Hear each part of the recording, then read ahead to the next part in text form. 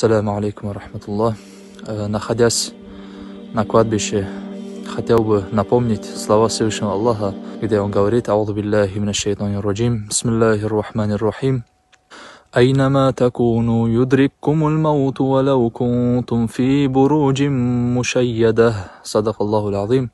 Всевышний Аллах в Коране говорит: где бы вы ни были, вас смерть настигнет, даже если вы будете находиться в укрепленных башнях. Поэтому хотел бы напомнить вам, дорогие мои братья и сестры, что смерть каждого из нас настигнет. Даже если мы будем закрытыми дверями, даже если мы где-то будем считать себя в безопасности, смерть непременно нас постигнет.